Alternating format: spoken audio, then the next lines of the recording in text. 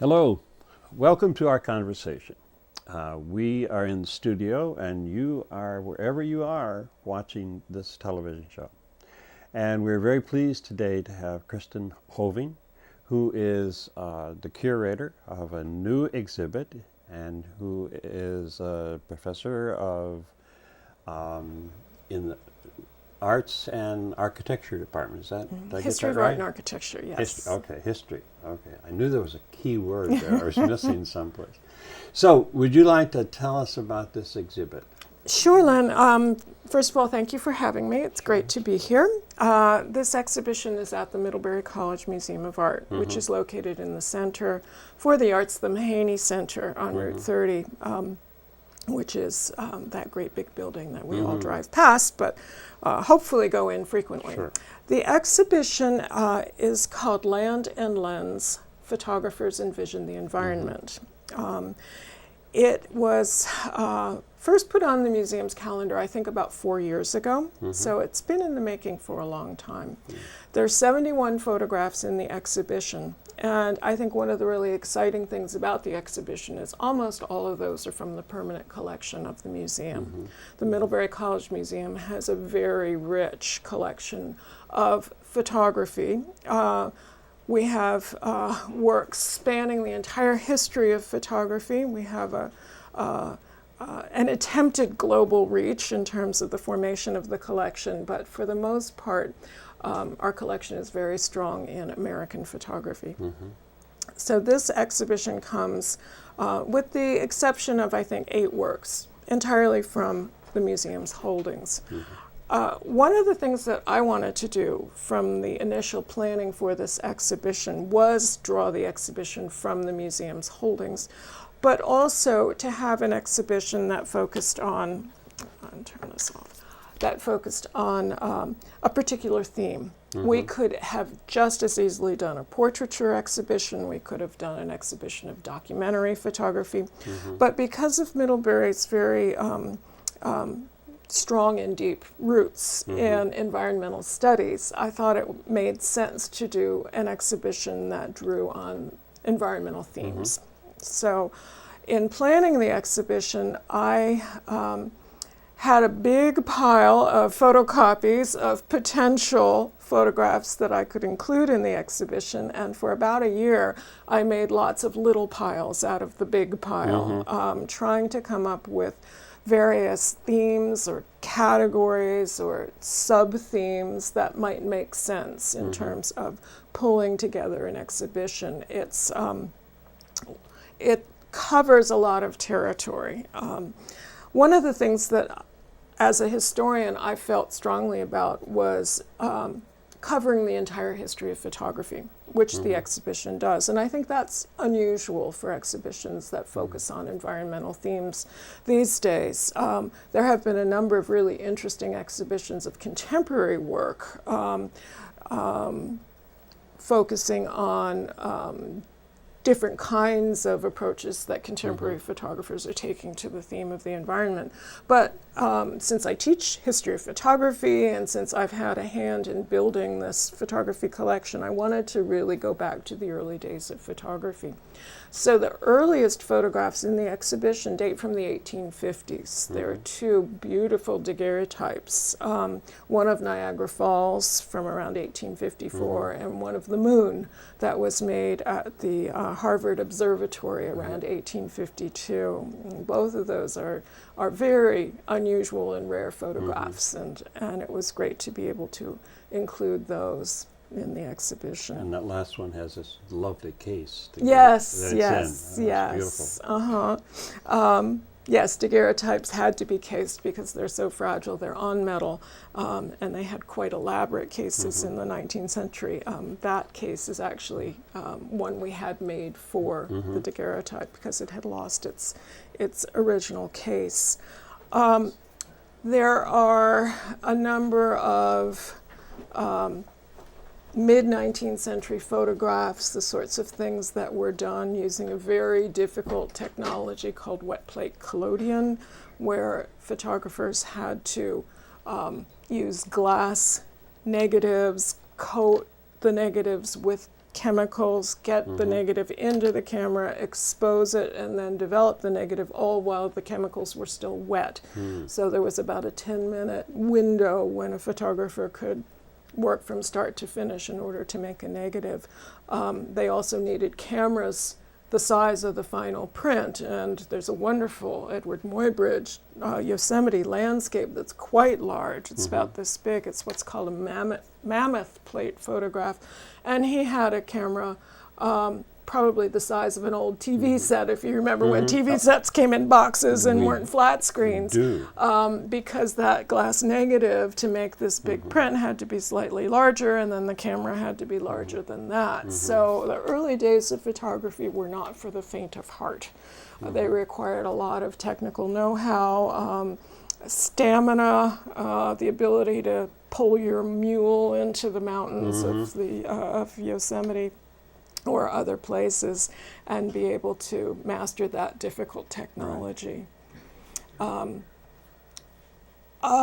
Another of, I think, the wonderful, rather early photographs that is in the exhibition is a small collection of works by Ansel Adams, very early Ansel Adams. They're from a portfolio that he published in 1927 called Parmelian Prints of the High Sierras. And the museum actually has the entire portfolio. There are 18 prints that he produced for this portfolio. It was his first portfolio that he did.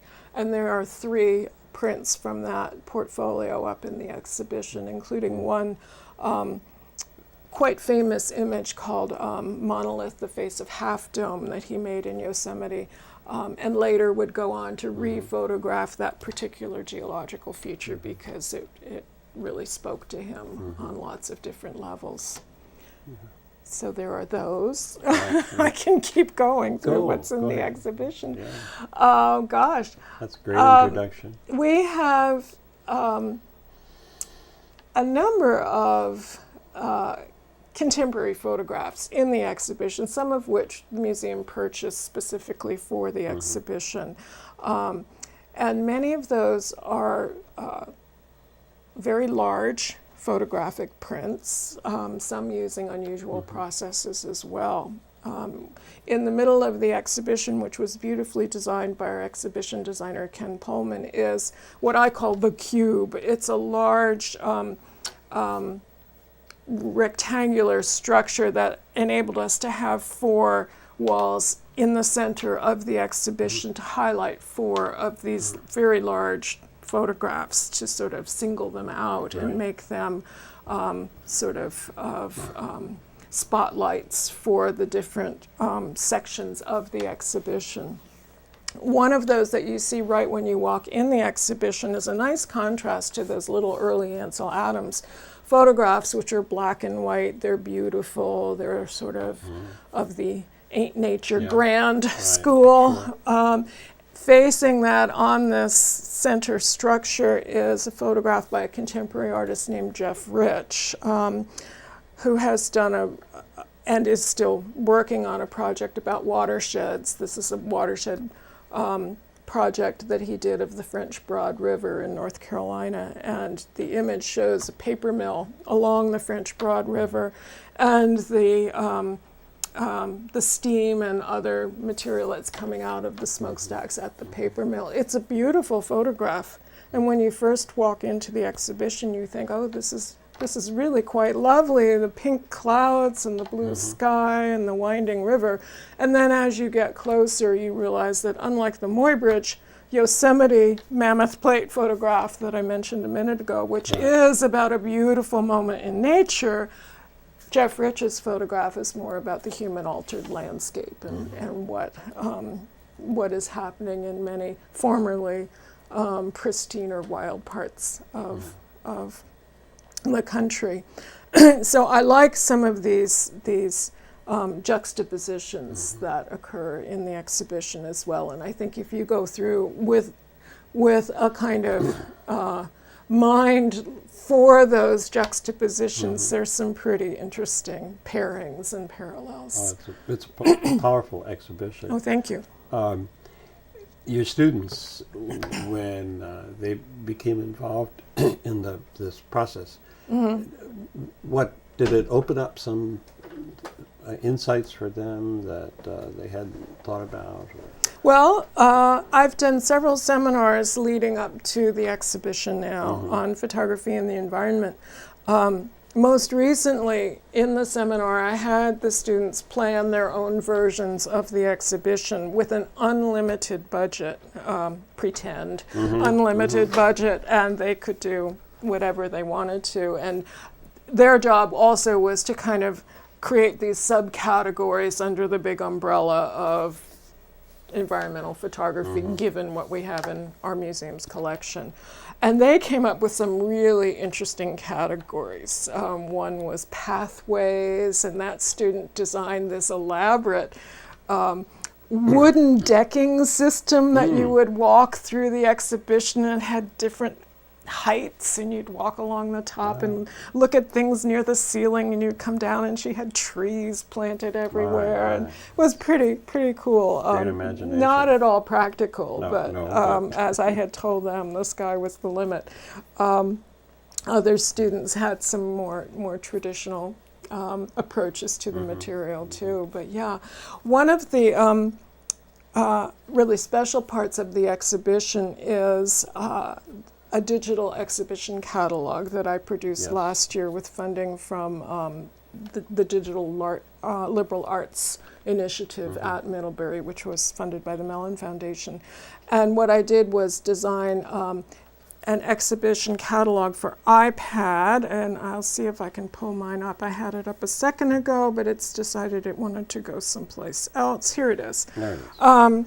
And if I didn't just turn it off, what you can do when you're in the exhibition is grab one of these from a stand as you walk into the exhibition and just carry it around with you as you go through. And as you enter one of the categories, for instance, here's the forest category, you can just tap on that and it will show you all the photographs in that section. And then for each one, you can also tap on the photograph and you will come to a specific discussion of that photograph, often with video interviews with the artists or other information presented in the form of video. I had students compose music for the videos. They're really pretty interesting. So I encourage even those of us who think of ourselves as the least technological friendly folk to grab an iPad and give it a whirl, because I think it's a pretty interesting way to convey information without a lot of text on the actual walls of the exhibition. So that was the idea. Like a personal guide. Exactly. And because people have put a lot of time into this. Yes.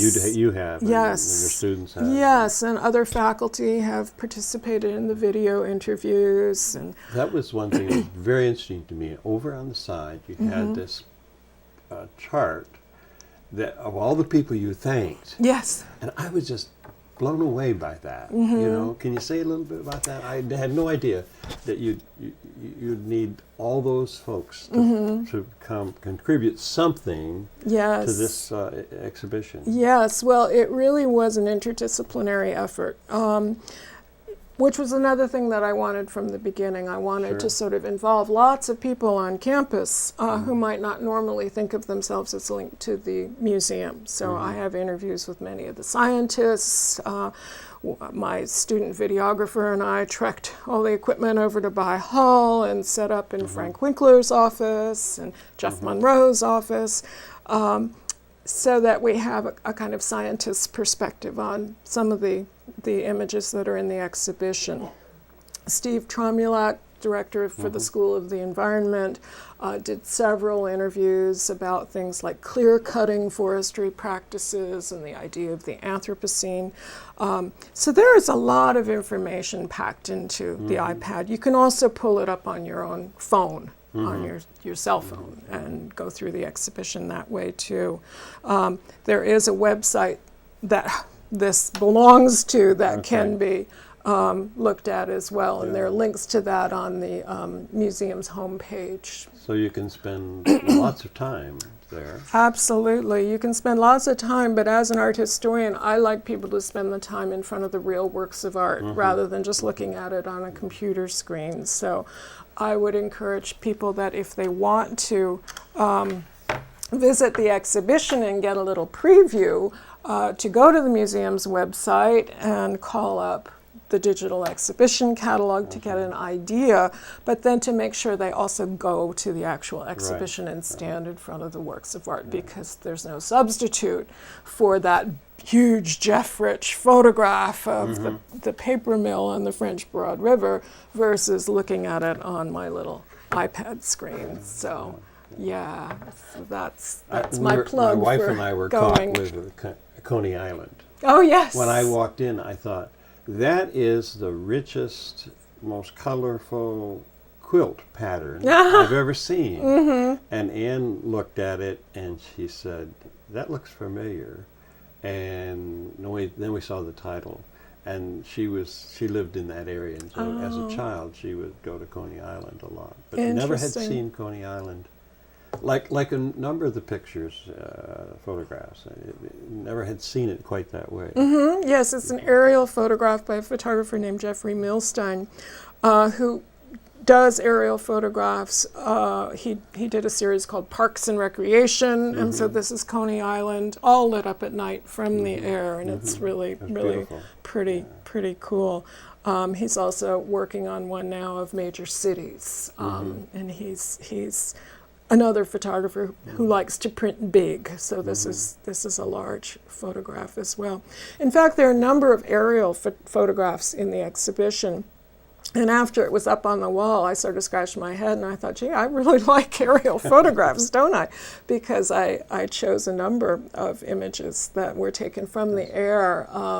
There are 4 by a photographer named Marilyn Bridges that were done in the 1980s. She really was kind of early on the bandwagon of doing aerial photography, which is much more popular now because people have little drones and they can just do it very easily in their backyard. She was a pilot. She flew her own Cessna and made incredible photographs from the air, of which the museum has about 20. They were a recent gift, just came into the collection, so I wanted to highlight those. There's also an aerial photograph by a photographer named Jamie Stillings of the Ivanpah solar installation in the Mojave Desert. He spent 4 years working on a book about the Ivanpah solar project as it was being built. He'll be on campus next week on Tuesday talking about his work. I think, what is next Tuesday? The 14th? What is? Sunday's the 15th. Okay. Monday's the 17th. Okay, 4:30 in room 221 in the Mahaney Center for the Arts.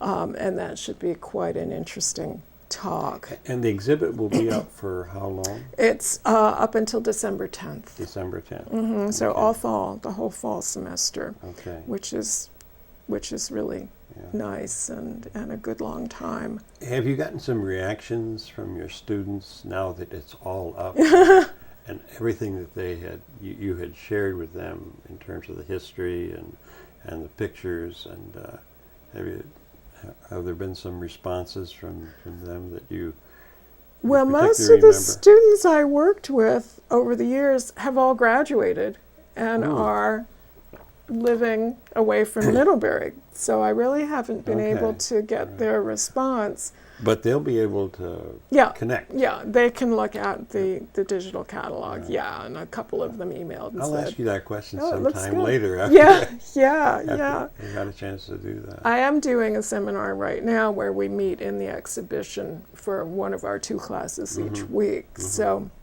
I think it's been really great for those students to be able to use real art as opposed to just look at slides in a classroom. And I think they've been pretty excited to go up there each week and tackle a different section of the exhibition. Have some of your students gone on to have photography as a a career or yes, or a an number of interest? them are. Since I teach art history, my students go on as people who work in museums or auction houses or for galleries or foundations, as opposed to studio photographers.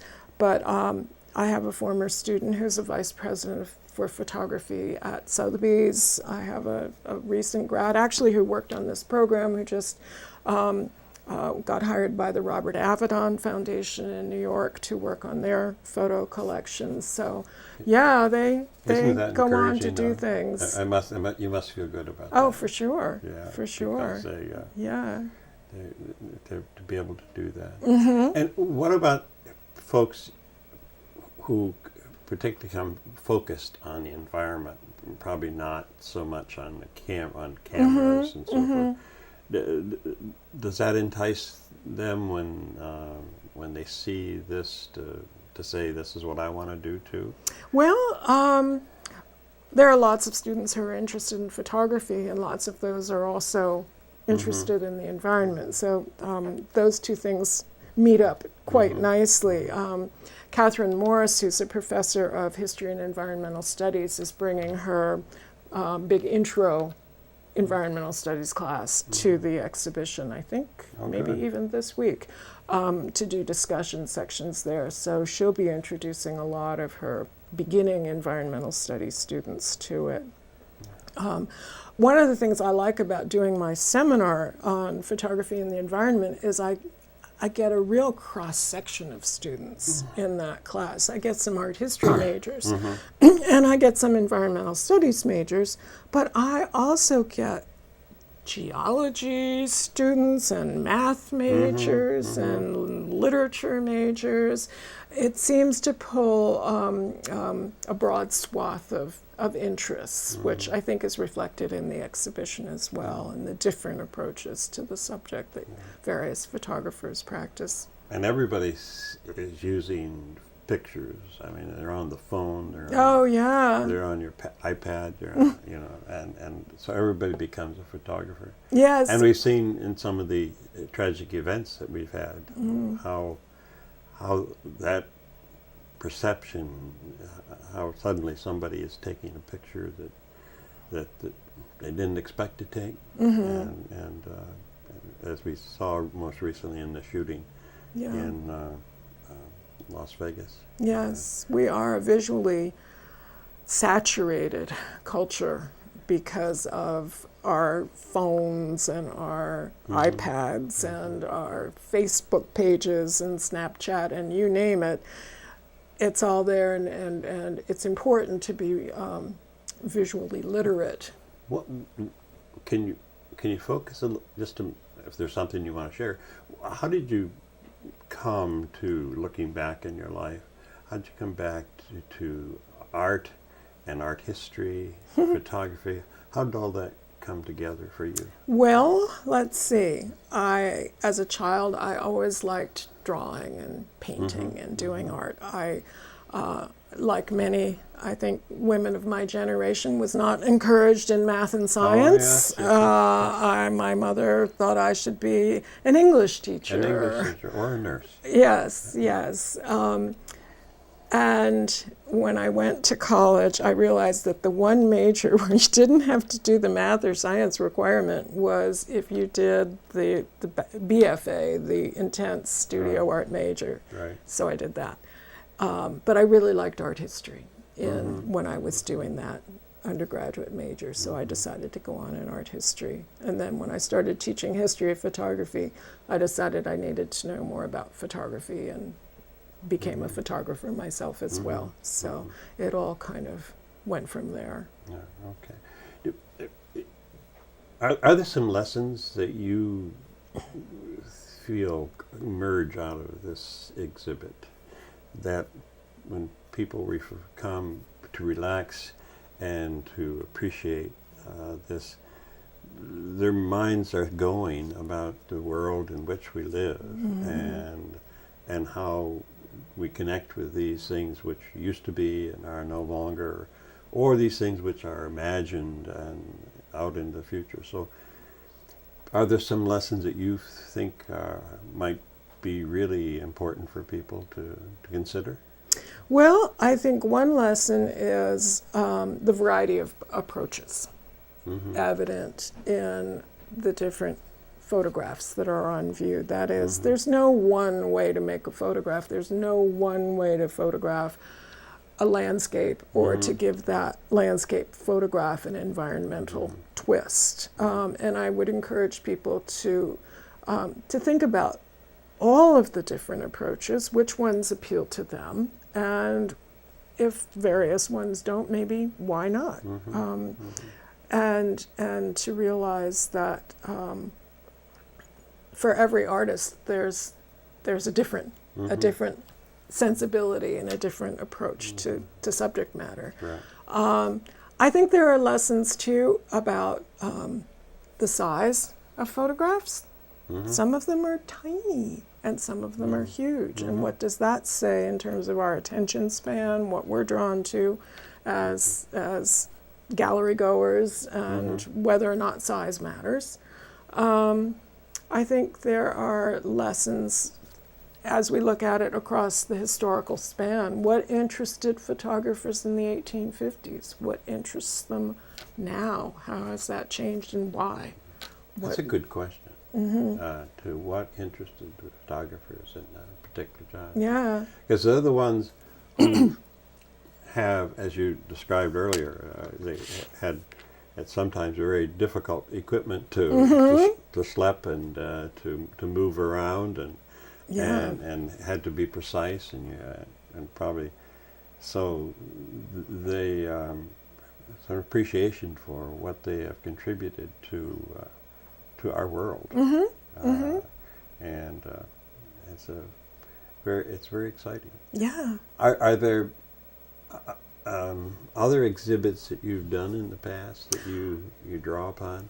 Yes, I curated one a couple years ago of photographs from, again, the museum's collection that were produced for a magazine called Camera Work that was published by a photographer named Alfred Stieglitz at the early part of the 20th century. It first started publication, I think, in 1903, and it ended during World War I, around 1916 or so. So it had a pretty short run, but there were photographs that were done specially to be pasted into the pages of that magazine, and our museum has a nice collection of Camera Work photogravures, actually ink-based photographs that were done for Camera Work, including images by Stieglitz himself, some by Edward Steichen, Paul Strand, some of the big names in the earlier 20th century history of photography. I did that exhibition together with students as well. And it was fun because they had a hand in the actual exhibition design. It was a smaller exhibition, so it wasn't quite as involved as Land and Lens. But they chose the wall color, and they had some ideas for a text that went around the top of the wall, and they did get to see the exhibition, unlike many of the students that I've worked with over the past couple years on this one. I'm sure they'll come back for homecoming and other times. They will. Yeah. And the people who were not into photography and not into environment will come back and say, "What a great place this was! What a great place this is!" You know, I mean, it becomes an affirmation of our life and learning and all the things that have happened, and all of which makes a great contribution in the whole process. Yeah. Well, are there other things that you'd like to say about this? I would just like to say that the Middlebury College Museum of Art is a wonderful community resource. We have all kinds of exhibition and events going on all year long. It's always worth stopping and checking out what's up on the walls. We also have a variety of events that go along with exhibitions. We have a series called Fridays at the Museum, where we often have faculty or students giving talks about works in the museum's collection. And we have a very robust speakers series. I mentioned the Jamie Stillings talk Also, the photographer David Mizell will be on campus November 7th talking about his work. There's one of his photographs in Land and Lens. Oh, that's great. And Bill McKibben is speaking Bill McKibben. on Thursday in conjunction with the exhibition. He's not talking about the exhibition or photography, Okay. but he's talking about visual data and environmental science. So how many different groups are working in the museum? I mean, it's, I'm not asking that question right. What all is in the museum?